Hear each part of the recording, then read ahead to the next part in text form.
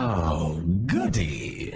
Alright, what's going on everybody? Zombies here again, and today we're back with another Marvel Snap video. So today we've got some decks for all the different pools for tonight's hot location, and that is Onslaught Citadel. So this is a pretty fun one, going to be seeing a lot of ongoing cards. So let's take a look at some of the decks we're going to be using for it. Starting off with Pool 1, there are two main Pool 1 decks that I think are pretty good for this. First, obviously being just an ongoing focus deck. So we jam pretty much all the good ongoing Pool 1 cards into the deck, such as Ant-Man, Colossus, Armor, Mr. Fantastic, Lizard, obviously Iron Man, Claw. We even get Namor to make an appearance, which is cool because this card usually doesn't see a ton of play, but he's pretty decent with it. Cosmo for some protection, then Captain America, and then we're just trying to buff up our board on the final turn with Spectrum. So pretty simple style of deck. This actually eventually gets upgraded into Ongoing Destroyer, which we'll cover in Pool 3. But if you are in Pool 1 and just have the more basic cards, this is a pretty good way to go if you want to make use of the hot location to its full potential. The other option in Pool 1 is a slightly different than normal version of Kazara's Zoo. We're trying to leverage the location, so who better to slam on Onslaught Citadel than Onslaught himself? That will let us double up even more with our buffs, such as Kazar and Blue Marvel, or even just Ant-Man or Mr. Fantastic, Captain America. But we have a lot more just cheap, good cards for Pool 1 here. Elektra to deal with opposing 1-drops, Squirrel Girl to get some board presence across the board, and multiple bodies for buffs. Nightcrawler, just a good 1-drop, gets into tough to get into locations and can buff our Angela some more. And Rocket, just because he's a good 1-drop. Angela gets buffed up really nice with all of our cheap stuff. Lizard's just one of the best 2-drops in the game. And we just put in some good 3-drops, such as Fantastic and Captain America, who also benefit from the location.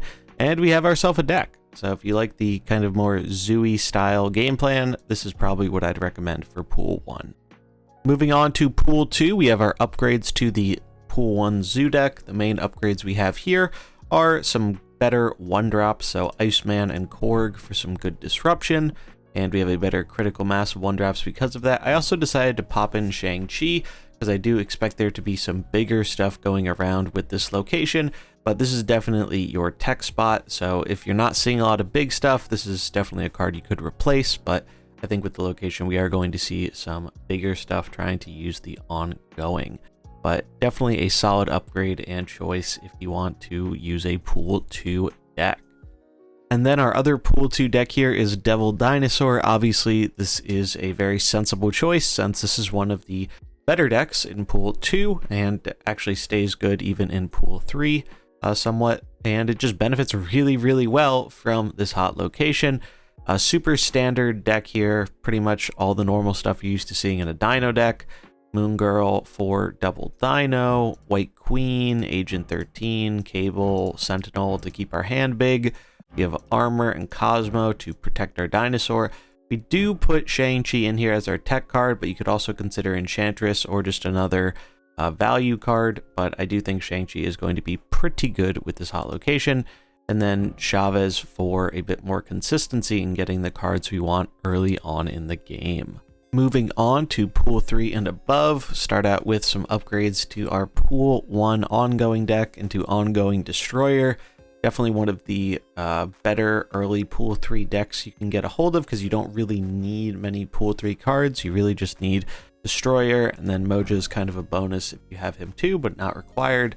Other than that, just really good ongoing cards here. You can also put Daredevil in this list because he's really good with Professor X, but I went a little more all in on the ongoing theme, but you could definitely slot in Daredevil if you want a bit more consistent Professor X chances for turn 5.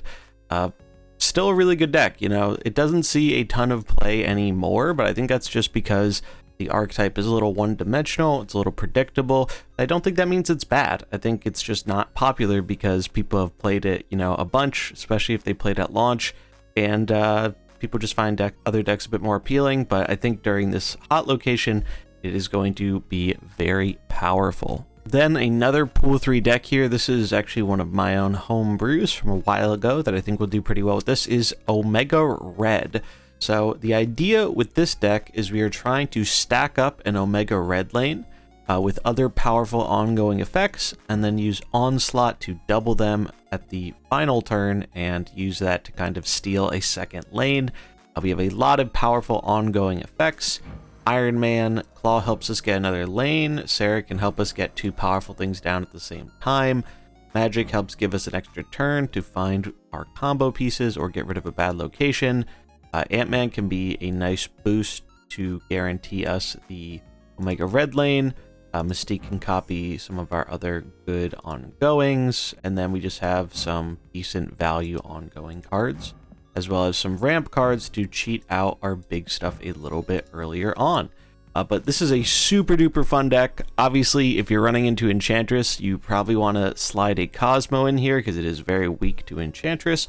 But this deck is a ton of fun, and I think it's going to be really sweet on the hot location. If you don't feel like building a deck to lean into the location more, Zabu has got you covered with a really, really powerful, I think potentially the best pool 3 deck in the game, Zabu Dracula. Just uploaded a video showcasing this deck earlier today, so if you want to get some tips on how it works, definitely recommend checking that out. Pretty much the only difference here I would maybe make in this list is normally we run Shang-Chi. However, because of the hot location, it might be worth popping an Enchantress in this slot because I have a feeling there's going to be a lot of ongoing stuff around. But this deck doesn't actually care about ongoing stuff, barring the Zabu. So we can run Enchantress pretty freely. But really, really powerful deck, slams a bunch of big stuff into play with Zabu and Ghost Rider and whatnot, and has some lane lockout potential with Spider-Man, Absorbing Man, and even more, big stat potential with Jubilee and Dracula. So if you're looking for a deck that doesn't really need ongoing cards to succeed with this location, this is probably the one I'd recommend. Last 2 decks we're taking a look at here are going to be a little bit more expensive because they are going to be null decks, but this card is really, really sweet, and this location makes him even sweeter. So I wanted to have these for anyone who happened to pull or get null from the token shop.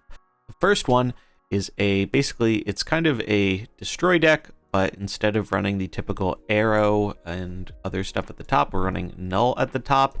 And this is actually a Deadpool deck. We've also been using the newly buffed Wolverine, and this card has been really sweet, a lot better than I expected it to be.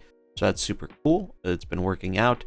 But you can make really, really big nulls with this, and obviously you can just throw null on the hot location to make him even bigger. Actually ended up with an over 500 power null the other day on this location, which will be its own little highlight game coming up shortly.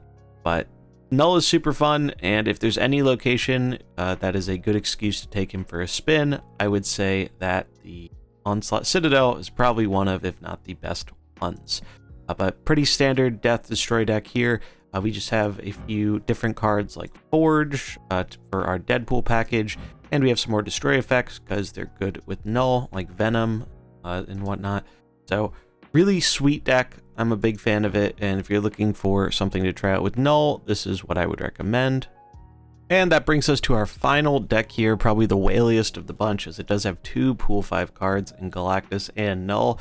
But for our Galactus enjoyers, this probably is an okay location for him, purely because of Null and just slamming Null down on turn 5 or turn 6 after turn 5 Galactus is going to be enough to end the game a lot of the time.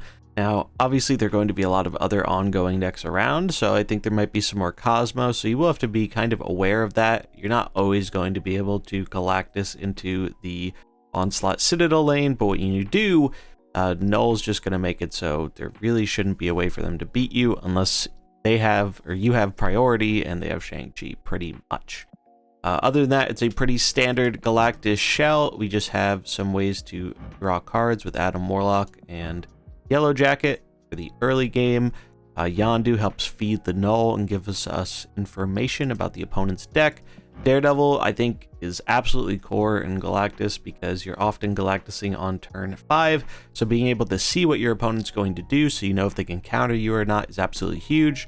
Our 2 pieces of ramp here are Electro or Psylocke. If you're missing one of these, you could put in Wave, but I do think generally these are better.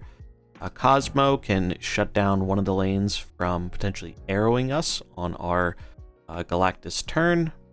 Shang-Chi, obviously just another way we can win the lane potentially if we don't have our null on the final turn. Death becomes super free most of the time, and Chavez gives us that nice draw consistency so we can hopefully see our Galactus and other good cards before turn 6.